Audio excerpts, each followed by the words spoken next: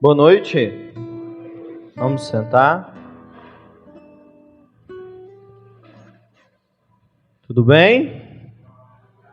Vamos falar bem forte aí. Salve Maria Imaculada. E viva Nossa Senhora do Perpétuo Socorro. Hoje é dia dela, né? Nossa Senhora do Perpétuo Socorro. A gente sabia, está sabendo, ainda dá tempo de rezar uma Ave Maria para o título magnífico. É o primeiro título, né? A primeira arte da Virgem Maria desenhada, né? Por mãos humanas, que o próprio São Lucas desenhou, né? É o ícone da Virgem do Perpétuo Socorro. Não é a primeira aparição, né? Que não foi em si uma aparição, mas o primeiro desenho feito, né? De uma imagem, um retrato da Virgem Maria, é a imagem de Nossa Senhora do Perpétuo Socorro. Hoje nós chamamos de Nossa Senhora do Perpétuo Socorro, né? Na época, quando ela foi encontrada, né? Que foi encontrada nas catacumbas, era Solo Populi Romano, Senhora do Povo Romano, né? Senhora do Povo Romano. Então hoje é dia de Nossa Senhora do Perpétuo Socorro, né? Por nós rogai, ó Mãe querida. Vamos cantar, vai. Por toda a vida, por nós velai, ó bom. Abençoe por toda. Nossa Senhora do Perpétuo. Nossa Senhora do Perpétuo Socorro, Nossa Senhora do Perpétuo Socorro. Aí a gente vê que tem muita gente católica antiga aqui, né? Porque esse hino aí é bem novo, né? Graças a Deus. Mas então, aqueles que não me conhecem, acho que todo mundo me conhece, mas só de praxe aí. Eu sou o professor Vinícius Maria, tenho 31 anos, acabei de fazer, né, semana passada, dia 17 de junho. Hoje é aniversário do meu Gregório, do meu 02, está fazendo 7 aninhos. Sou casado com a Isabela, a mulher mais linda do mundo, a minha digníssima esposa. Temos 5 filhos e eu saí de casa, fiz uma brincadeira lá, né? Eu já tinha feito antes, né? Eu me lembrei dela. Vocês já começaram com a assinatura? Eu tenho certeza que se um católico pensar em fazer uma empresa de assinatura disso que eu vou falar, ele vai encher o bolso de dinheiro. Assinatura de farmácia de teste de gravidez. Lá em casa já começou, já foi nos últimos 15 dias. Cada 15 dias um teste de gravidez. Hoje foi não tem bebê vindo. Mas é engraçado isso, né? É fantástico essa graça de ser de Deus, né? E viver esse momento em casa, em família. E hoje nós vamos falar sobre a divina cultura das almas, né? Educação dos filhos, né? Quando a gente fala em cultura, nós estamos falando de cultivo, né? De semear, de plantar, de cultivar, né? Aquilo que você plantou, regar todos os dias, crescer, quando necessário podar, né? Até você poder colher os frutos, né? Então, como cultivar nas almas dos nossos filhos o amor por Jesus e Maria? Na verdade, esse é o grande desafio, né, do nosso tempo. A gente teve um curso, né, com o professor Clístenes, lá do Instituto Hugo de São Vítor, lá do Sul. E ele dizia uma coisa muito interessante para a gente sobre a formação da cultura brasileira, que até então não tinha feito essa leitura, né? Mas os nossos grandes autores nacionais, né? Apesar de serem grandes, as obras deles não se tornaram perenes. Ou seja, uma coisa que vale tanto para pessoas, digamos assim, antigas, como para os nossos filhos que estão chegando hoje. São obras boas, de alta cultura, quando você pega um Machado de Assis, né? Enfim, são obras boas. E a gente tem que ler, a gente tem que conhecer, sim, também. Só que não são obras que formaram a cultura e o linguajar né? A língua brasileira. Quando a gente pega o maior autor de língua portuguesa de todos os tempos, ele não foi um autor educado na língua portuguesa, né? Camões. Ele foi formado na língua latina. O próprio Lusíadas foi escrito em latim. E aí quando a gente olha para a formação da Europa em si, e principalmente a formação da Europa pós-idade medieval, mas depois pós-medieval, quando a gente olha para Dante Alighieri, né, com a Divina Comédia, a gente vê que aquilo ali formou a cultura e forma ainda a cultura da Europa. E aí hoje é claro que as coisas vão se perdendo, né? Então, você pega, por exemplo, a Itália, né? Até no contexto de destruição italiana, destruição, né, da igreja, a queda dos estados pontifícios, quando o Papa foi expulso de Roma, né? Tem uma literatura que unificou a Itália e que formou o povo italiano, que é chamada Os Noivos. É um livro extraordinário, enfim, que ele foi escrito, né, em milanês, e que depois que ele foi passado para o italiano como nós conhecemos hoje. E ele forma a cultura de um povo. Só que quando a gente olha para a nação brasileira, até por nós sermos um país continental, cada um dos seus estados acabaram que criaram a sua própria cultura. Aqui no estado do Goiás, né, Minas, Mato Grosso, nós temos a cultura caipira, né? O que é cultura? Não despreze. Você está aqui é porque algum dia, algum parente seu, se você tem conterrâneos, vamos dizer assim, ancestrais, goianos, mineiros, mato-grossenses, eram pessoas da roça, né? Eram os antigos boiadeiros, que carregavam boiada para um lado e para o outro, que passavam meses, né, fora de casa para levar a produção que eles tinham para outros estados, para outras cidades, para poder trazer dinheiro, ou outros cultivos para dentro, né, do nosso estado. Só que aí a gente vai olhar para a cultura brasileira. O que unificou a língua brasileira? O que vocês acham?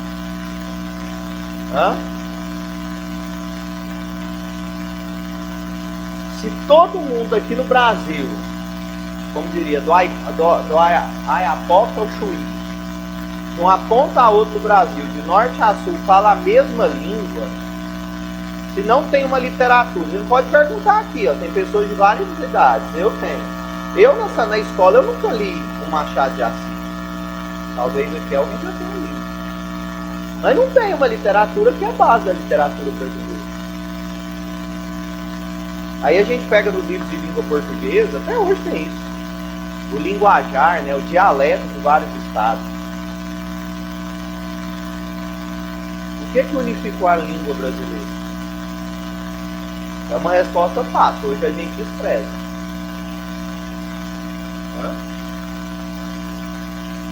Uma coisa que todo mundo ouvia, via. Novela? A Rede Globo, né? A Rede Globo, querendo ou não, foi ela que unificou a língua brasileira. De certa maneira é isso. Quando a gente pega ali a década de 70, né?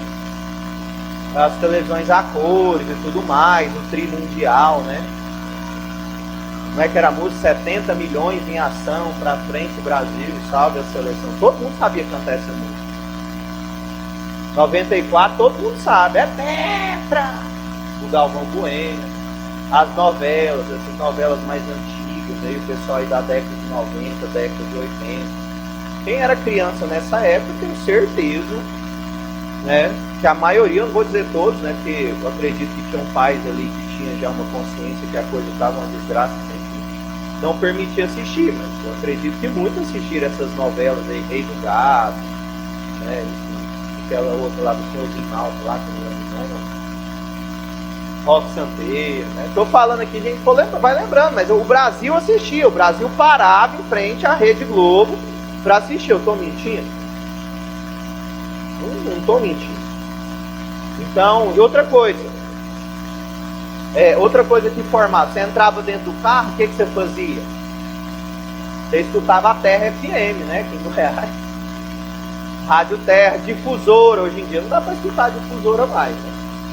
Hoje é uma coisa tenebrosa escutar difusora. Você sai da missa, cai num sertanejo universitário aí, falando besteira, pornografia, a porra. É uma coisa tenebrosa, mas todo mundo ouvia rádio, né? Hoje em dia a gente tem o quê? Spotify, né? Spotify, Deezer, todo mundo, até os mais velhos aqui. Você escolhe a música que você quer escutar, né? Hoje tem lá a rádio Maria Brasil, né? Eu particularmente não escuto. Eu sou o cara do Spotify. Eu chego lá, meu celular já conecta direto lá no Bluetooth e já começa a tocar. E é lista aleatória, né? E aí começa a tocar. E eu, graças a Deus, né, meu pai foi um caboclo da roça, eu acredito muito aí também, né? E eu fui criado com moda de viola. Gosto muito. E aí é claro que eu faço crivo, né? Aquelas vezes tem letra boa e tem letra ruim. Mas é poesia, é história. É poesia e é história, vocês sabem o que é. Então, por exemplo, né, o meu Gregório que está fazendo aniversário hoje, se ele parar aqui, ele canta o Boi Soberano inteirinho. Quando a gente pega lá a Travessia do Araguaia, né? Pra mim é uma música extraordinária, né? Extraordinária, não sei se vocês vão lembrar dela, mas o finalzinho dela, né? Eles estavam carregando a boiada, tinha que atravessar o Araguaia, e o Araguaia, eu não sei como é que é hoje, porque eu nunca fui no Araguaia, mas hoje em dia tem muita piranha ainda. Aí o que eles faziam? Tinha um boi velho, eles jogavam o boi velho para as piranhas comer e atravessava a boiada. E aí o menino, o jovenzinho, que era a primeira viagem dele carregando boiada, acha aquilo um absurdo, né? E fala pro mestre: mas como assim? Olha o que vocês fizeram. Aí o Senhor fala: ó, meu jovem, escute uma verdade. Nosso Senhor Jesus Cristo morreu para salvar a humanidade. Então o que é um boi? Certo, né? Do exemplo de nosso Senhor Jesus Cristo. Só que é o quê? É o conhecimento. Hoje eu partilhava, a gente tinha uma reunião, né, com o professor Robson, que é o nosso mentor aqui no Centro Cultural, e eu partilhava sobre esse conhecimento simbólico, né, que as nossas crianças, e nós também particularmente, perdemos. O que seria esse conhecimento simbólico? Né? É o conhecimento das coisas por aquilo que elas são, mas através daquilo que elas representam. Não simplesmente um conceito científico. Então, quando a gente pega a imagem de nosso Senhor Jesus Cristo, eu estou fazendo essa introdução aqui para a gente entrar no manuscrito de Santa Teresinha. Por isso que eu estou falando de moda de viola, para falar da França. Mas quando a gente pega essa cultura, né, desse povo simples e tudo mais, eles conheciam as coisas não por um conhecimento de livros, porque eles não tinham, mas eles conheciam as coisas através do quê? Através daquilo que eles viviam com aquilo. Tem uma outra música, né? Não vou lembrar dela inteira, mas ele fala, né? Todos os dias, quando eu chego em casa, eu rezo o meu rosário. As contas da minha viola, as cordas da minha viola são as contas do meu rosário. Então era uma fé pura. Aí a gente está falando de cultura caipira, né? É a nossa cultura. Então eu vou falar sobre isso agora. Eu vou trazer o cara da alta cultura brasileira, o Olavo de Carvalho. O Olavo de Carvalho, ele diferencia para nós a inocência e a ignorância. Vocês sabem diferenciar inocência de ignorância? Segundo Olavo de Carvalho, a diferença ela é basilar. É uma coisa assim, o conceito ele é paralelo, mas a diferença dela é muito simples. A inocência é você não saber aquilo que você não tem obrigação de saber. Então, por exemplo, me deram teve pregação de sexualidade aqui? Que dia foi? Foi semana passada? 2h15. Aí os meninos do adolescente estavam fazendo a intercessão aqui, né? Aí eles começaram a ouvir a pregação. Aí na hora que soltou a primeira palavra, Messias, opa, esse negócio aqui, vamos interceder em outro lugar. Ainda bem que esse verso sabedoria, inocência. Louvem a Deus pela inocência dos filhos de vocês que estavam lá na adolescência. Não sei quem estava pregando, tenho certeza que não deve ter sido uma coisa escandalosa, né? Mas os nossos filhos já, opa, esse negócio aqui não é para nós não, vamos interceder em outro lugar. Eu dou der no pé. Então a inocência é você não saber aquilo que você não tem obrigação de saber. Ignorância é você não saber aquilo que você tem obrigação de saber. E aí, nessas de escutar, né, essas modas de viola, seu gosto eu já fui outro dele, essa música que aí ela mete no coração da gente mais antigo. Mas aí apareceu uma música nova lá, agora, recente. Fui até procurar a letra dela, não tem na internet, mas uma letra muito inspirada, muito mesmo. É porque, assim, não, é porque a gente tem que ler alta cultura, a gente tem que ler Homero, a gente tem que ler Virgílio, tem. Mas esses caras, eles escreveram o quê? Através de um conhecimento que eles tinham da realidade do mundo. Mas eles não eram cristãos, né? Jesus Cristo nem tinha vindo. Mas eles escreveram por quê? Porque eles conheciam. Então, se tem uma coisa boa, aí era uma música lá, até eu faço questão de falar para vocês escutarem. Vale a pena. Chama Vida. Chitãozinho Chororó e uma moça nova. Bruna Viola, uma coisa. Eu sei que a música fala. E aí tem uma parte muito bonita. Muito bonita mesmo. Que saudade de sentar na varanda, na roça. Não é com essas palavras que eu não memorizei a música. Ela, sei lá, umas duas, ou de ontem para hoje. Que saudade de viver na varanda daquela roça. Ouvir a vovó contando histórias de quando ela era moça e a vida era mais difícil, falando que hoje tudo é mais fácil. É assim, do fundo do coração, e vocês sabem disso, nós nunca tivemos, quem morou em roça, eu tenho certeza que teve gente que passou muita dificuldade na vida aqui, jovem, criança e tudo mais. Hoje em dia, até quem passa dificuldade, né, você vê que tem uma certa estrutura, até a maneira de você ajudar essa pessoa é mais fácil.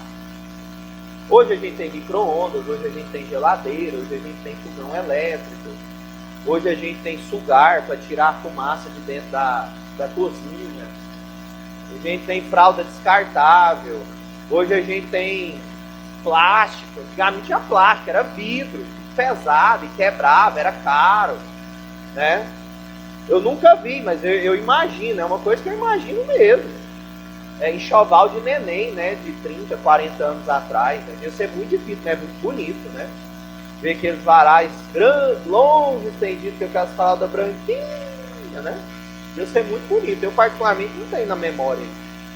Assim, eu tenho na imaginação, no imaginário.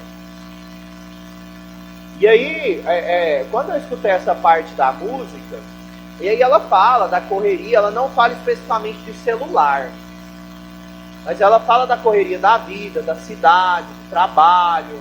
Eu não sei quem escreveu, se foi ela, se foi Chitãozinho, Chororó. Eu não sei quem escreveu, mas a letra, ela vale muito a pena para ser meditada. Muito boa mesmo.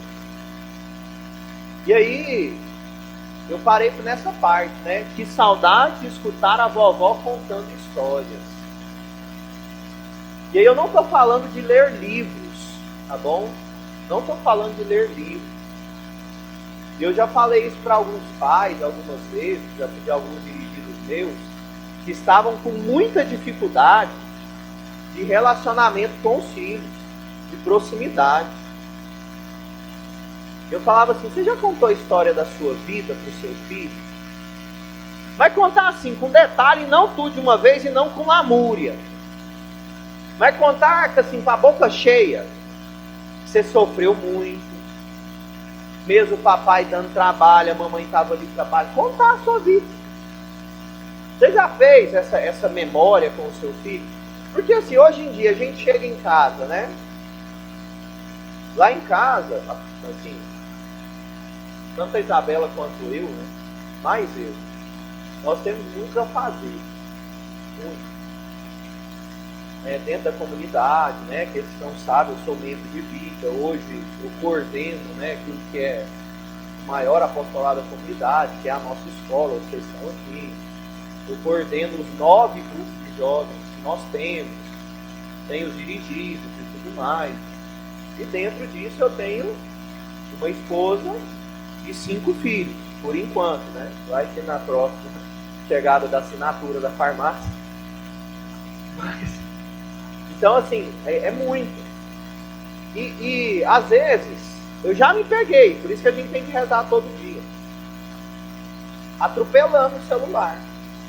Atropelado o celular, respondendo os outros e tal. Eu falei, tanto pra mim, pessoalmente, primeiro, com a verdade que é pra mim, depois pra Isabela. Após as 18 horas, o celular é só para emergência. E não é qualquer emergência, é emergência de verdade. É coisa de saúde.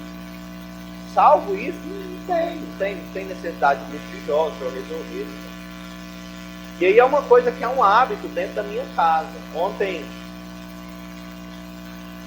eu tive que ir lá de casa, ali da casa dos consagrados, não sei se todos conhecem, até a casa das irmãs. É uma caminhada longa, né?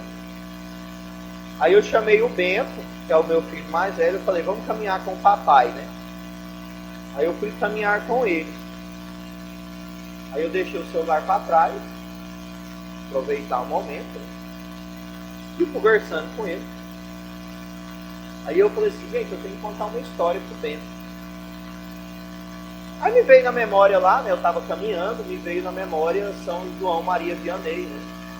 E foi caminhando, né, de Paris até Ars. Ele era muito pobre, tinha cavalo, tinha carruagem. E ele encontrou uma criança, né? Aí quando ele encontrou a criança, ele falou assim, olha criança, me ensina o caminho para Ars. Aí ele fala, a criança pergunta, o que eu vou ganhar com isso? Aí ele responde, não, me ensine o caminho para Ars, que eu te ensino o caminho para o céu. Aí eu fui contar a história de São João Maria Vianney, do meu filho. E de cabeça, deve ter contado alguma coisa errada. Eu contei a minha história. E meu filho não sabe se está certo ou se está errado, mas eu contei na memória. Nossa, o papai me contou a história de São João Maria Vianney. Aí, esses dias para trás, eu estava contando, né, para eles. Eles são crianças. Mas até para os mais velhos. Os mais velhos, vocês têm bagagem para contar a história. E aí, os nossos filhos vão para o celular, os nossos filhos vão para a televisão. Não é chover no molhado isso, não. Tá bom? Sei lá, você pode ter outras coisas. Você pode perceber. Eu não sei se você faz isso. Pode ser que você faça. Né? Mas antigamente não tinha energia elétrica, né? Só que as pessoas não dormiam quando o galo dormia. Ficava um pouquinho, a luz apagava, acendia a vela, tinha que fazer uma coisa. Dormia mais cedo? Dormia. 7, 8 horas, mas o sol se punha e ninguém ia dormir. Por exemplo, tem época do ano que 6:30 da tarde está à noite. Ninguém ia dormir 6:30 da tarde. Ia fazer o que nessa época? Saudade da vovó contando histórias. Onde os mais velhos contavam histórias. E eu atendo muitos jovens. E eu sei que tem muitos jovens, filhos de vocês, que não conhecem a história de vocês. Hoje vê uma vida muito fácil, financeiramente resolvida, uma empresa, um concurso, uma profissão. Mas e a história de vocês até chegar aqui? A gente está perdendo muito tempo, tá? A gente está perdendo muito tempo na educação dos nossos. Isso eu estou falando de uma coisa assim, sabe, natural. Eu fico vendo assim, sanguíneo, né? Sanguíneo sempre é um filho sanguíneo, sempre é um termômetro dentro de casa. Sempre é um termômetro. O melancólico, às vezes, ele é muito introspecto, né? E o colérico, ele é sempre muito intenso. Mas o sanguíneo, o temperamento sanguíneo, ele translada para os dois lados, né? Tem hora que ele está triste, tem hora que ele está feliz, né? Eu falo com propriedade, né, Fabiano? O negócio vai assim, uma temperatura, hoje não mais, né? Eu estou ficando velho, parece que eu estou ficando mais colérico que sanguíneo. Tem hora que eu sou meio melancólico, mas tem hora que eu estou bem fleumático. Ele vai ficando mais velho, parece que vai ficando mais... A coisa vai ficando mais ordenada, né? Nós vamos rezando. Mas assim, meu sanguininho lá, né? O Gregório, que está fazendo aniversário. A gente consegue pegar bem o termômetro de como está a casa com ele. Então o sanguíneo é sempre muito intenso. Quando você vê que ele está cansado, você já consegue perceber que a casa está muito intensa, que é a hora de botar o pé no freio. Você consegue perceber isso olhando para o filho sanguíneo. Quando o filho está muito agitado, agitadão, você consegue perceber que a casa toda está agitada. E você, sua esposa, estão agitados também, hora de pouco. Então você consegue perceber. Consegue perceber quando ele começa a fazer bagunça, é porque a casa está muito em ócio. A casa está muito ociosa. Então a casa precisa ou rastelar um quintal, limpar, sair, passear. O filho sanguíneo é um bom termômetro para essas coisas. Mas você acha parente? Foi algo que veio no coração. Mas os nossos filhos sempre são termômetros de como que está a nossa vida. Olhar para os nossos filhos não é simplesmente olhar para algo que eu tenho obrigação de fazer dar certo. Mas olhar para os nossos filhos é também ouvir Deus. Você pode perceber que os nossos filhos cobram. É claro que eu não vou... Uma vez um dirigido meu virou para mim e falou assim: nossa, eu estou chegando em casa, eu não tenho tempo de ficar com os meus filhos, né? Eu falei, que tempo é esse? Não, eu não tenho tempo de jogar bola com ele. Não, mas jogar bola todo dia? É, porque eu preciso sentar com ele todos os dias num tapete. Até é conto de fada, meu irmão. Isso aí, só você ganhar na loteria. E outra, filho também precisa entender que o papai trabalha, que o papai está cansado. Precisa entender, você não vai ver. Isso é psicologia moderna. A gente tem que parar de cair nesses pontos da carochinha também. Educação dos filhos é termo médio, é amor e austeridade. Então, quando a gente olha para os nossos filhos, a gente tem que ver o que Deus está falando com a gente. Quando a gente descobre que um filho está no pecado, quem tem filho mais velho, está na hora de sentar com a esposa, olhar um no olho do outro e perguntarem para si: aonde nós estamos errando? E depois levar para a oração, botar o joelho no chão e perguntar: Deus, onde nós estamos errando? Quando o nosso filho, criança, faz uma feiura, uma coisa absurda, igual fiquei sabendo aí que um filho de um padre aí recentemente parece que baixou a calça do menino da escola, um negócio mais nada a ver. Família boa, igual nós, assim. Igual nós, assim. Gente boa. Mas da onde que surgiu isso? Então, peraí, vamos sentar, vamos partilhar, vamos conversar e vamos rezar juntos. Então, tudo isso que eu estou falando aqui, nesse blank storm, nessa tempestade de ideias aqui, para a gente olhar para os nossos filhos, não simplesmente como um objeto que nós precisamos fazer ser perfeito. mas olhar para os nossos filhos como a voz de Deus e termômetro da nossa vida espiritual. Você pode perceber quando o filho está muito desordenado, é porque a gente também está desordenado.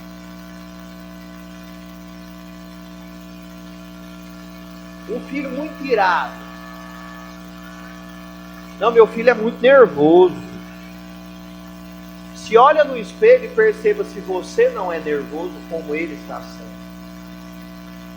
Meu filho é muito introspecto, fica muito no cantinho dele, ele não consegue se relacionar, ele não consegue fazer amizade. Olha para você e veja como você é. Os nossos filhos são espelhos. Eu partilhava sobre isso, né? Mas graças a Deus hoje, na minha vida, eu não tenho, né? Mas durante muito tempo, muitos anos mesmo, negócio de comer unha, né? Comia muito. E os meus 2 maiores, eles me viram comendo e aprenderam. E aquilo me enfurecia. Eu não comendo. Eu quero que eles comam, mas eu vou continuar comendo. Ah, não, mas eu como pouco. Não, eu como pouco, eu não tenho nada. Então os filhos, eles são esse reflexo, eles são voz de Deus, eles são reflexos das nossas atitudes, dos nossos pensamentos, do nosso temperamento. Ah, eu não sei porque meu filho não quer ir para a igreja.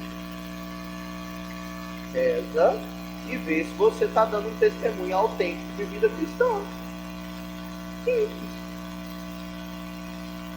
Ah, meu filho não gosta de grupo, meu filho não gosta disso, meu filho não gosta de ir para mim todo dia, meu filho não quer saber de confessar, só vai confessar quando eu mando.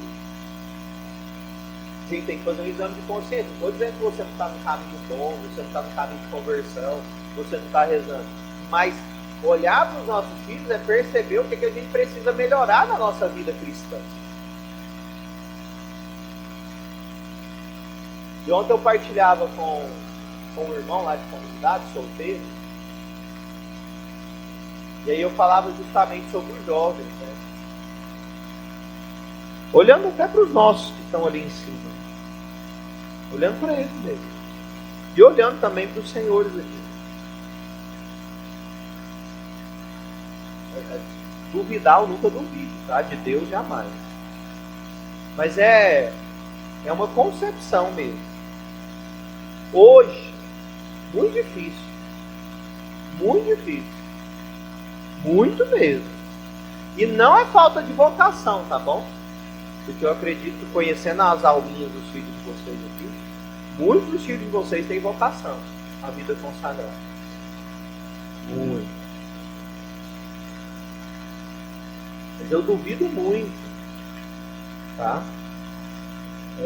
Do aparelhamento que o mundo, aí eu não estou dizendo que é só jogando pedra, falando, não. Eu duvido muito do aparelhamento que o mundo se encontra hoje, de jovens, até mesmo os nossos, que vão ter coragem de largar tudo para viver a vocação dele numa vida consagrada.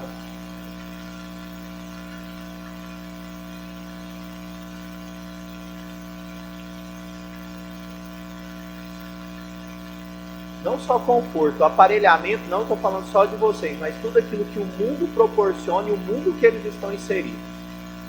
Porque por mais que vocês, todos aqui, sejam bons pais, todos, conheço a maioria de vocês são bons pais.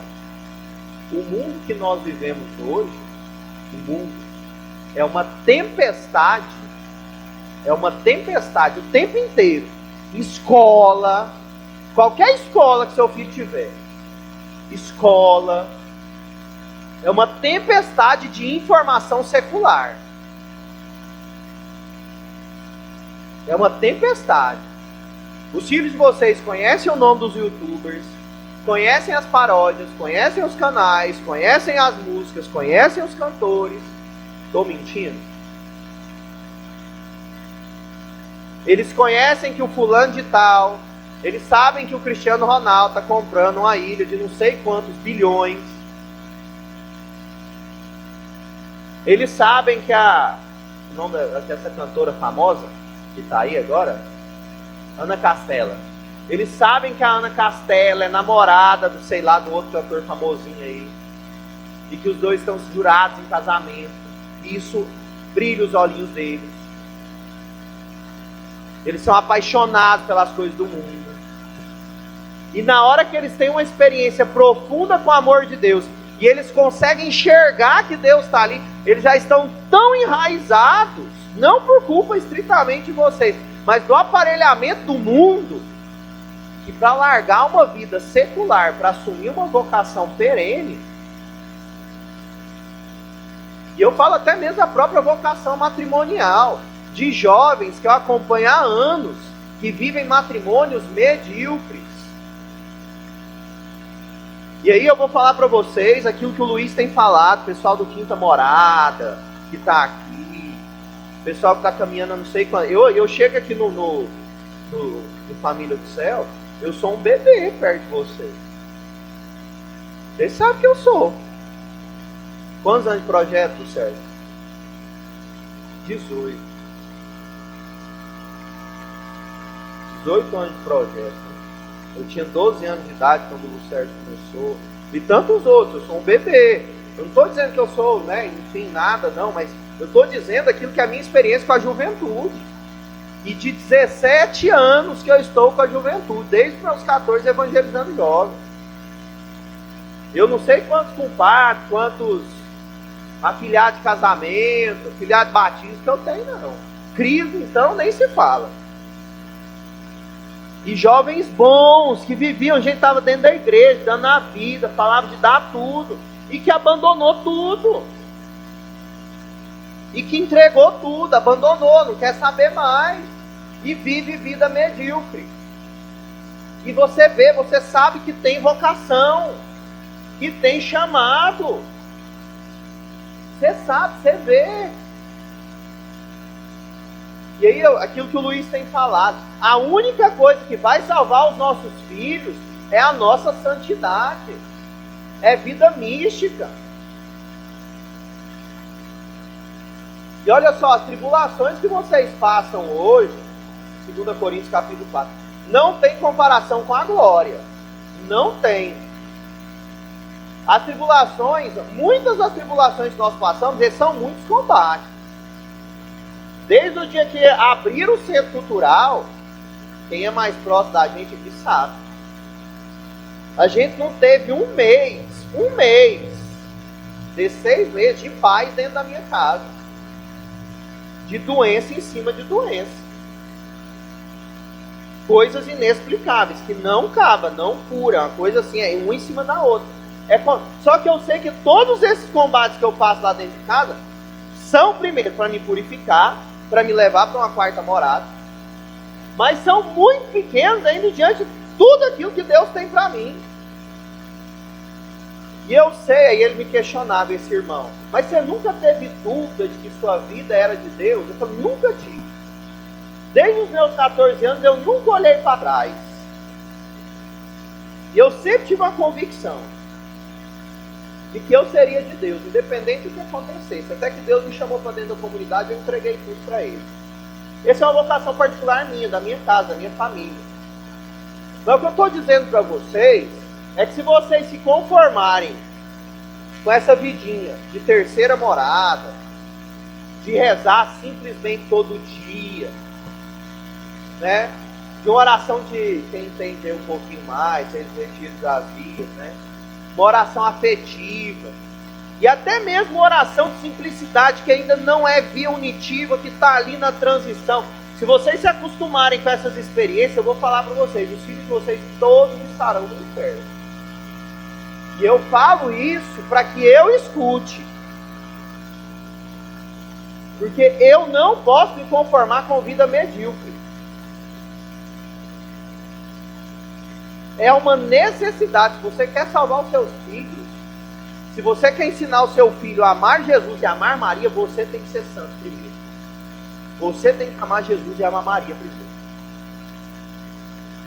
Mas é assim, é no nível mais além. Professor Vinícius, como que eu faço isso? Pois é, persevera. Para de ficar perguntando, é difícil demais ser santo. Que no seu conversava com o irmão nosso da aliança, né?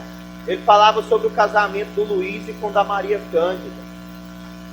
Nós que estamos aqui no Família do Céu, comunidade, nós temos esse casamento como um grande exemplo para nós, né? Então não é só um grande exemplo de admiração. Nossa, o Luiz e a Maria, que fantástico é o casamento deles. Não, meu casamento tem que ser no mesmo nível, top. Para os meus filhos serem top. Meus filhos têm que ser santo, não pode ser menos. Se o meu filho quer uma vocação, que seja uma vocação real. Aí a gente fica sabendo de gente velha de casa, que impede o menino de ler boas literaturas, enquanto ele não passar no curso que o pai e a mãe almeja para ele. Você tem que fazer isso. Não vou falar o nome do curso, mas todo mundo sabe que é. Você tem que fazer isso. Você tem que fazer esse cursinho. Você tem que estudar nessa escola. Você tem que estudar isso. Você tem que fazer aquilo. E o menino querendo ler a Bíblia. Ele vai estudar isso também, mas ele vai ter o tempo dele para que ele estude a literatura que ele ama, ler a Sagrada Escritura. Pessoal, a gente está perdendo tempo. A gente tem que confiar plenamente que a gente vai ser santo e que a gente pode ser santo. Mas assim, é um nível de confiança que a gente tem que ter altíssimo. Porque assim, vocês são bons. E eu vou repetir isso várias vezes, porque vocês são. Vocês estão no Família do Céu há anos, vocês rezam todo dia. Os que não rezam, está pegando, volta, faz retiro, retoma, prega, cuida dos outros, atende. Vocês estão aí lutando e perseverando há tantos anos. Mas muitas vezes, eu falo às vezes por mim, eu falo isso por quê? Porque eu já rezei e vi isso em mim. De ser bom, eu reconheço, eu sou um cara bom. A primeira namorada que eu tive, casei com ela. Vivemos a castidade. Estou casado com ela há 10 anos. 5 filhos, abertura à vida. Missionário. Eu falei, sou burro falar que eu não sou um cara ruim. Vocês são bons. Aqui, ó, o pessoal está aqui, os homens estão lutando, perseverando, trazendo esposa, trazendo os filhos, mesmo filho não querendo. Estão aí, estão lutando, uma bênção, sim ou não? Claro que é uma bênção. Só que não dá para conformar só com isso. Nós vamos perder os nossos filhos. E vocês conhecem gente mais top do que vocês. E os filhos não sabem entender. Nós só vamos ensinar os nossos filhos a amar Jesus e a amar Maria se nós amarmos primeiro com toda a intensidade que nós temos.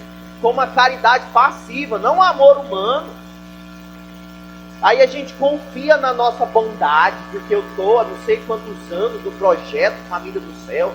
Eu já fiz o retiro 1, 2, 3, 4, 5, 6, 7, 8, 9, 10. Já li o Tanquerei, já li o Quero Ver a Deus, já li Garrigular Grande, já li isso, já li aquilo outro. Cara, você pode ter lido todos os livros do mundo. Aí eu falo com São Paulo. Mas se não tiver a caridade, de nada vale. Não vale. Você pode ter toda a ciência do mundo, todo o conhecimento do mundo. Se não tiver essa caridade, que é o amor sobrenatural, nós vamos perder os nossos filhos. O aparelhamento do mundo é violento. Não é porque vocês estão blindando, vocês vai, leva de lá, leva de cá, tira isso, poda aquilo, não dá celular. Vocês podem fazer, mas eles estão inseridos no meio. Os primos, os amigos, os colegas, todo mundo fala, todo mundo comenta. E se eles não olharem para vocês e perceberem que a vida em Deus é muito melhor que o que todo mundo comenta, jamais eles vão querer ser de Deus. Eles podem até querer ser por cultura. O que é ser um cristão por cultura? Vai na missa domingo, pode ir na missa até todo dia porque aprendeu. Mas é cultura. Vai por ir, comunga por cultura, confessa por cultura, faz catequese por cultura. E outra concepção, isso aí Deus falou muito forte no meu coração. É claro que o diabo, ele não quer que você progrida. Não quer. Só que o que Deus falava no meu coração é que existe uma tentação do diabo. Essa é uma verdade minha. Que é a tentação do banho-maria. Sabe o banho-maria, né? Ele não queima, ele não cozinha, mas sempre ele está ali te esquentando. Certo?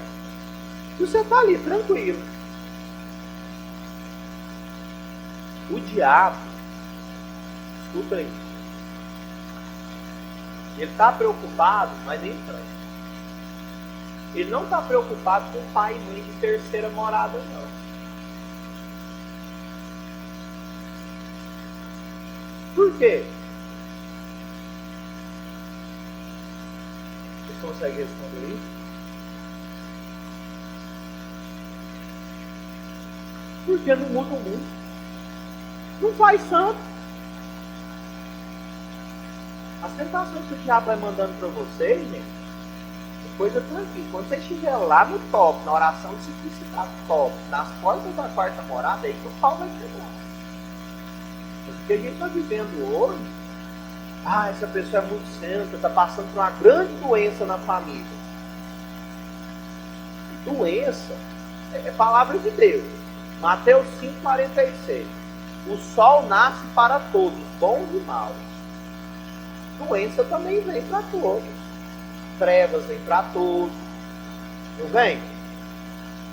Ele não pode pegar uma grande doença, uma grande tribulação, simplesmente como um sinal de progresso. Não, a gente fica iludido.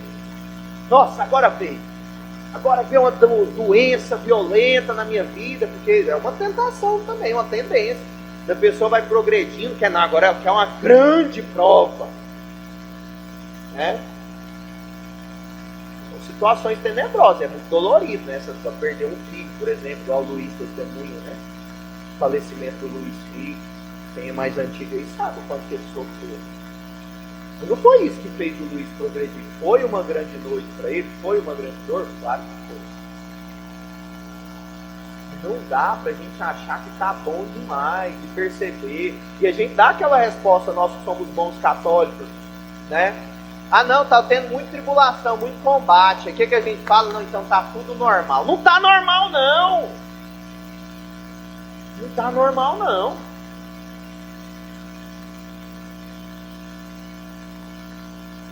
A gente não pode se acomodar. A gente não pode dormir. A gente pode dormir, vai falar que eu não mandei vocês dormir mais. Não pode dormir na constância da vigilância dos nossos filhos e principalmente da nossa vida espiritual. A gente não pode confiar na nossa bondade humana inerente na nossa alma. A gente só vai salvar os nossos filhos de verdade se nós formos santos. Não existe boa educação de um pai e de uma mãe se não tiver santidade. Se a gente tem São Luís e Santa Zélia como um grande exemplo de educação dos filhos, é porque eles eram santos. Se a gente tem um Padre Pio, um São Gregório Magno, uma Santa Brígida, que todos tiveram pais santos. Aqueles que não tiveram pais santos, por exemplo, São Francisco tinha uma mãe santa, a Dona Picard. O pai era uma desgraça, mas a mãe de São Francisco era uma mulher santa. Não sei se é uma grande nicho, mas era uma mulher santa.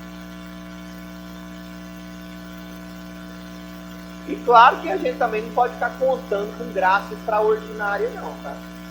Ah não, mas se eu rezar todo dia e não for santo, um dia Deus converte meu filho. Aí eu faço uma pergunta para você. E se não converter? Porque essa frase aí é uma confiança humana sua. Um dia Deus escuta as minhas orações. E se para a salvação da sua alma ele não escutar?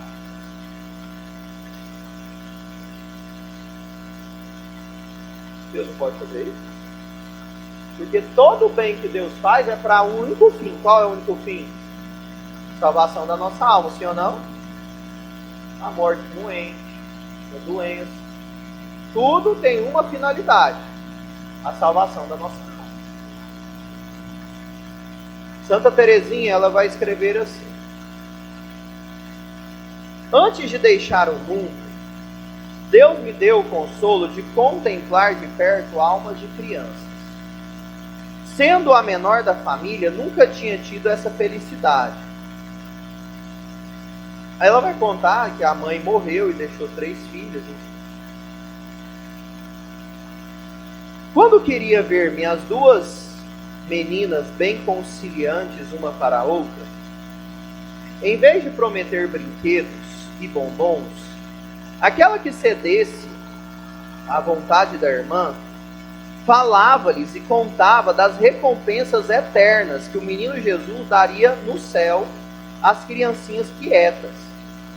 A mais velha, cuja razão começava a se desenvolver, olhava-me com olhos brilhantes de alegria, fazendo-me 1000 perguntas fascinantes sobre o menino Jesus e o seu belo céu, e me prometia com entusiasmo sempre ceder à sua irmã, e dizia que nunca em sua vida esqueceria o que lhe tinha dito a grande menina, pois era assim que me chamava. Ah, quantas almas chegariam à santidade se fossem bem dirigidas? Eu sei, Deus não tem necessidade de ninguém para fazer a sua obra. Mas do mesmo modo que permite a um hábil jardineiro cultivar plantas raras e delicadas, e que lhe dá para isso a ciência necessária, reservando para si mesmo o cuidado de fecundar, assim Jesus quer ser ajudado na divina cultura das almas. Jesus quer ser ajudado na educação dos nossos filhos. Mas o ser ajudado que Santa Teresinha diz, e por isso que ela educou bem essas crianças que estavam ali com ela, é que nós possamos dar liberalidade à graça de Deus através da caridade para salvar a vida dos nossos filhos. Agora, enquanto vida ascética nós vivemos, nós devemos fazer todo esforço do mundo que nos cabe. E qual é o principal deles? A nossa santidade. É que isso tem que ficar gravado. Quando a gente pega São João Bosco, o pai da educação católica, ele vai nos dar 4 pontos para que nós sejamos bons educadores. O primeiro ponto que São João Bosco nos ensina para sermos bons educadores é sermos obedientes a Deus.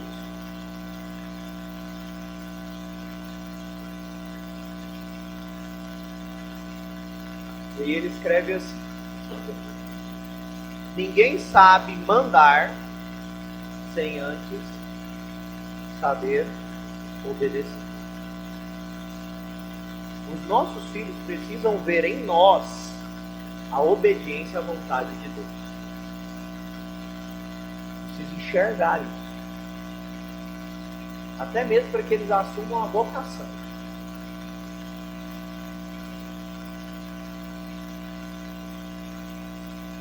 Até mesmo para que eles assumam o chamado de Deus na vida deles.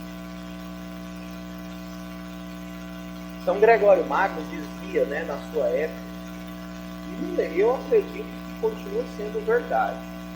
O problema é isso que eu disse para vocês: o aparelhamento e o alto nível de influência que os nossos filhos recebem do mundo o tempo inteiro. Eles são altamente estimulados. A gente precisa gastar mais tempo para falar sobre esses estímulos que os nossos filhos passam o tempo inteiro. O tempo inteiro. Quando os nossos filhos eles olham para nós, eles têm que ter esse exemplo claro de obediência ao chamado de Deus. E uma coisa que nós fazemos muito, e aí a gente põe isso daqui para que a gente possa meditar. O quanto nós reclamamos de servir a Deus. Nossa, eu tenho que servir a Deus, eu estou tão cansado, eu trabalhei tanto essa semana. Nossa, mas o Lucércio passou uma escala para a gente ajudar numa missão, não sei aonde, e nós vamos ter que dispor do dinheiro, não sei o quê. Nossa, e os nossos filhos estão ali, ó.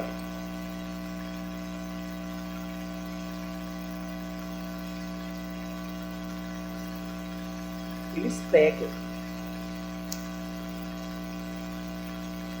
O tempo inteiro a gente tem que estar vigilante na nossa obediência para com a vontade de Deus, a nossa vocação, a nossa missão.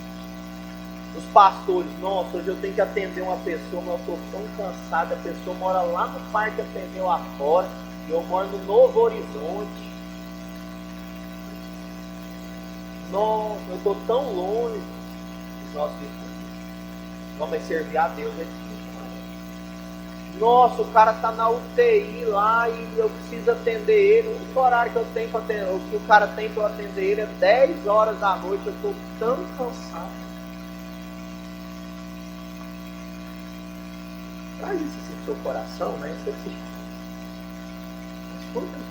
Nossa, a missa amanhã, tem que ir na missa 7 horas da manhã, que é a missa do projeto. E a gente tem que fazer a acolhida, liturgia, mas nossa, amanhã é domingo, eu queria tanto ir na missa 10 horas. Faz o seguinte, meu bem, eu vou servir sozinho, você fica com as crianças dormindo. Aí vocês vão mais tarde. Eles estão ali, ó. Tudo está entrando. Santa Teresinha diz aqui, ó. As crianças são como cera mole. E vai entrando. Vai entrando. Aí a gente quer que os nossos filhos sejam santos. E a gente não é. Aí qualquer sinal de piedade dos nossos filhos, a gente já sai, ó. É o capeta te pegando no orgulho, fazendo acreditar que você é santo, que você é bom, que você está top. Não tá. Tem que crescer, tem que progredir. Tem que esforçar. Então, primeiro, ser obediente a Deus. Se a gente quer saber educar os nossos filhos, a gente tem que ser obediente a Deus. Não sei, eu vou soltar uma aqui. Deus está mandando falar. Tem gente que está aí sendo chamado para ser aliança, não sei quanto tempo, e está aí lutando contra a vocação. Ele quer que o filho seja top. O fundador da escola de oração está falando sobre Santo Afonso, né? Santo Afonso, ele é determinante. Ninguém é feliz nesse mundo sem viver a vocação. Esquece. Vai viver de verdade, servindo ao Senhor. Muito bem. Segundo conselho, nunca corrigir. Ele fala assim, a gente pode falar aqui que vocês entendem. Nunca corrigir com o menor sinal de paixão. Com o menor sinal de paixão. E aí ele cita principalmente a ira, né? Os meninos pais, você já chega na bicuda, no pontapé, e é tapa, é mão na orelha, e é cintado em qualquer lugar, já dá dá aquele castigo absurdo que ninguém no mundo conseguiria cumprir. Nem você mesmo vai dar conta de fazer o menino cumprir, porque logo você vai ficar com dó dele. Aí você faz aquela coisa. Sempre a correção, ela tem que ser na medida exata do crime. Sempre. E aí São João Bosco fala, tem hora que vai ser necessário sim as palmadas, as cintadas, mas nunca com sinal de paixão. Nunca com sinal de paixão. Olha, meu filho, você está apanhando por isto, por isto, por isso. E o papai precisa fazer isso. E aqui quem manda sou eu. Ponto. Então, isso que você fez, você merece isso. É se você ficar sem futebol, você vai ficar sem futebol, por tudo que você está fazendo. Se é tomar uma cintada na bunda, você vai tomar uma cintada na bunda e vai ser pela intensidade, vai ser 4, 6. Não importa. Mas sempre você vai falar, você tem que voltar. Então, segundo. Terceiro conselho de São João Bosco: dar bom exemplo. O fundador, ele falou, olha, no tempo que a gente vive, o bom exemplo não serve mais. E um dia eu falei para ele, olha, falar um negócio. O problema é que não tem mais bom exemplo. Eles acham que está dando bom exemplo. Isso eu conheço, mas o senhor pode ver que tem algumas incoerências na vida. Os lugares que frequenta, os amigos que eles deixam conviver. O senhor sabe que tem as incoerências. Exemplo é exemplo, bom exemplo é bom exemplo. O padre Leonel Franco, no livro chamado A Formação da Personalidade, ele fala assim, isso é bom da gente pegar, tá? Até marido e mulher, para vocês conversarem comigo. Ele fala assim, presta atenção. O maior problema da educação das crianças e dos jovens é a incoerência dos educadores. Incoerência dos educadores. E o Leonel Franco é tomista. E Santo Tomás fala que quando existe incoerência dos educadores, a alma que está sendo educada se torna embotada. Sabe o que é uma alma embotada? Insensível. O pai fala uma coisa, a mãe fala outra. O pai e a mãe falam uma coisa, vive uma coisa, mas quando vai para a família vive outra coisa totalmente diferente. Os primos vivem outra coisa totalmente diferente. Os amigos do pai vivem outra coisa totalmente diferente. Os filhos, as amigas da mãe, outra coisa totalmente diferente. E a criança está no meio. A criança está no meio. A criança está ouvindo aquilo. A criança está vendo. Ué, mas esse povo está feliz fazendo coisa diferente que meu pai e minha mãe falam em casa. Por que eu não posso ser igual aquele povo em vez de ser igual meu pai e minha mãe? E se meu pai e minha mãe estão no meio daquele povo, é porque ele concorda com aquele povo. A incoerência, que é a insensibilidade. Isso daí é uma coisa que eu vejo assim na evangelização dos jovens, ó. A rodo, caindo de cachoeira. Você jovem hoje em dia tem experiência com Deus. É igual alguém, o Diego virou pra mim, ontem a gente estava junto, ele virou e falou assim, não, mas o Vinícius dança de tudo. Eu faço de tudo para salvar a alma do irmão. Os meninos que estão aí comigo, o professor Vinícius é doido, você já deve ter ouvido falar isso aí, os meninos falando. Eu faço de tudo para salvar a alma de um jovem. Eu jogo balde na cabeça, jogo balde de água na cabeça, faço o que for, mangueira, chuá, o que for. Danço bananeira, danço piseiro, danço forró, danço rock and roll, axé, invento, canto rap, faço o que for. Para salvar a vida de um jovem. Que doido, hein, João Paulo? Vai chegar, eu acho que o tio Luiz vai estar velho quando você tiver. Faço o que for. Jogo bola, me estrupi, faço o que for. Mas, tá, cada dia parece que as coisas que eu tenho que fazer tem que ir mais difíceis. Pra ver esse negócio. Tá certo. E por fim, o quarto ponto, né? A prudência e a vigilância. Prudência e a vigilância. Prudência. O justo uso da razão. Virtude do intelecto. Né? Capacidade de julgamento, que é certo, que é errado, fazer. Olhar para o seu filho e saber o que você tem que fazer com ele. E a vigilância. As duas caminham juntos. Prudência e vigilância na educação de nós. Vigiar a nós mesmos, em primeiro lugar. E a gente só consegue nos vigiar como? Quando a gente pega lá o Evangelho do nosso Senhor Jesus Cristo, quando ele sobe o horto, né? A gente só consegue vigiar como? Rezando.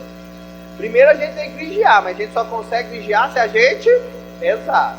Por isso que os apóstolos vigiaram. Por quê? Eles dormiram. Então eles não rezaram. Se tivesse rezado, tinha vigiado. Mas não rezaram.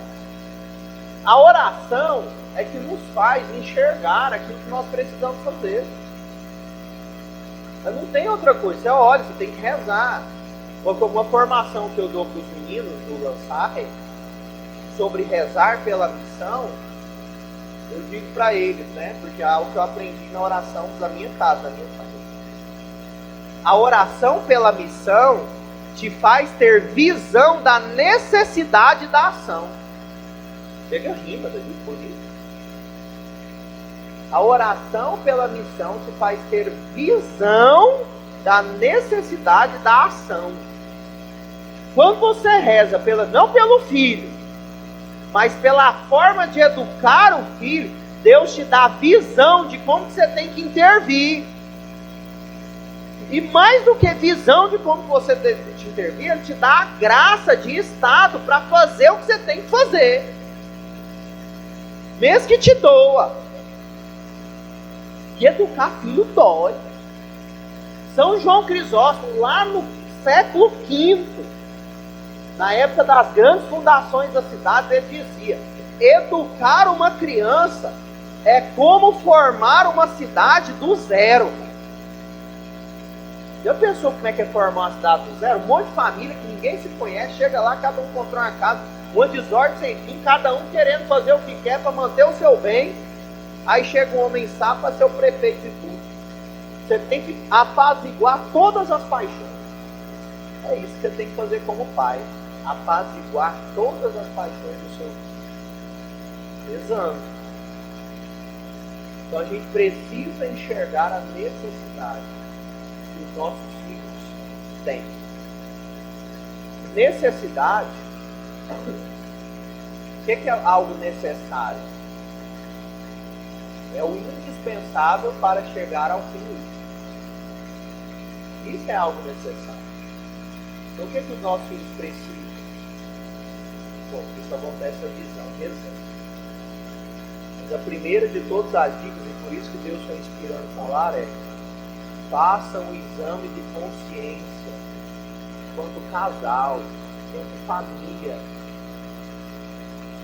Eu vou repetir: se vocês não forem santos, esquece, a coisa vai desenvolver mais cedo ou mais tarde. Não confiem na bondade natural de vocês. Vocês precisam ter bondade sobrenatural. Tem que perceber que ainda é vida de mundo. Tem que perceber na vida de vocês que ainda não condiz com a vida de cristão autêntica. Isso serve para todos, a começar de mim. É uma oração diária. O que ainda não é uma vida cristã autêntica. Os nossos filhos só serão santos se nós formos santos. Isso é máximo, é verdade de fé. Sede santos como vosso Pai é santo. Olhar para o teu filho e falar igual São Paulo. 1 Coríntios 11:1. Sede, pois, os meus imitadores, como eu sou de Cristo. É isso que a gente tem que fazer com os nossos filhos. Não confiem em vocês. Sejam santos. Confiem em Deus. E até aqueles que estão vendo os filhos mais velhos pegando um caminho meio torto, fica tranquilo. Se você for santo, o seu filho vai se tornar santo. Às vezes, pela sua perseverança da oração, Deus vai pegar ele. Calma, não desespera. Termino com o Olavo. Né? Vocês lembraram do Olavo. Beleza. Deus faz em Jesus Cristo. O Olavo diz o seguinte: na nossa vida só importa 3 coisas: não parar, não precipitar e não retroceder.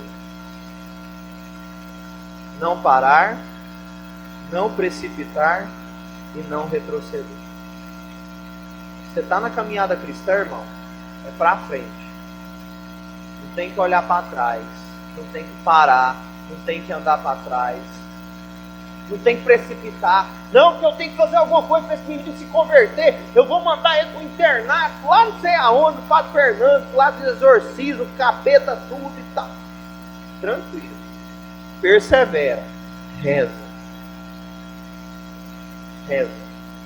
Atos dos Apóstolos, capítulo 16.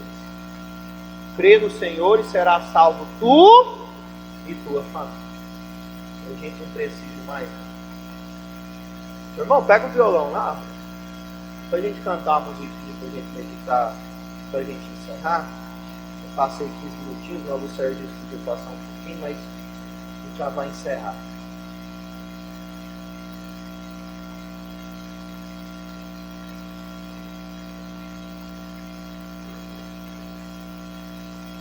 Feche seus olhos por um pouquinho. Começa a fazer esse exame de consciência. Dá um Mi maior. Parece que todos, né? Parem um pouquinho.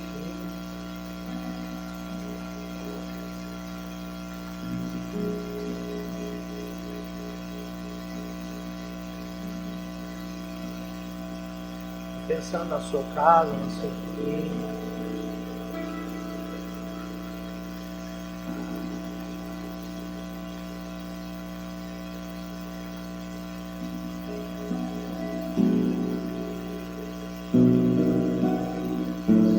Feche os olhinhos, pensa na sua casa, na sua família.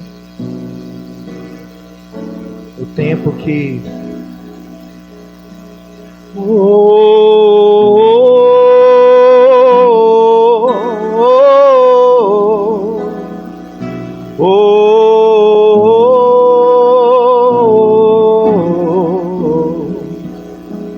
das muitas coisas do meu tempo de criança, guardo vivo na lembrança o aconchego de meu lar.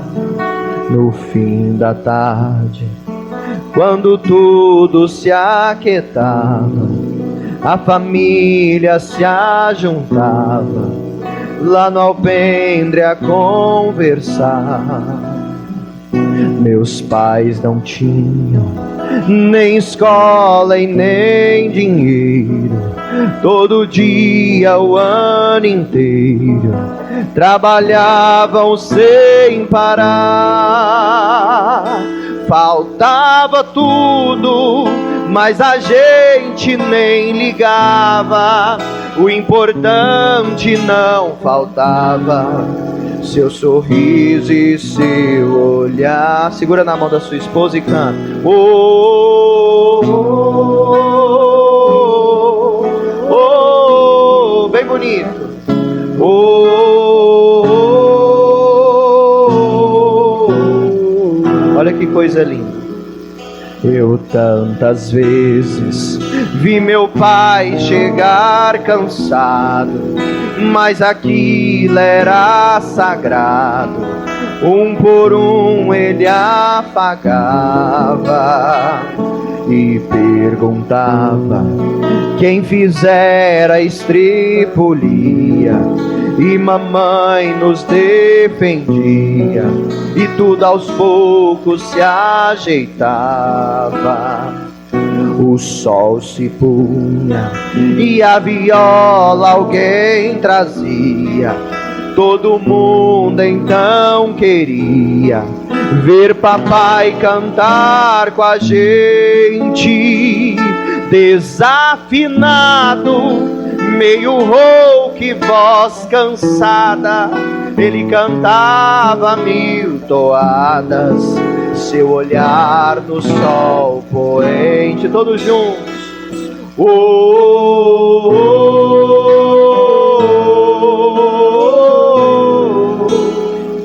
oh,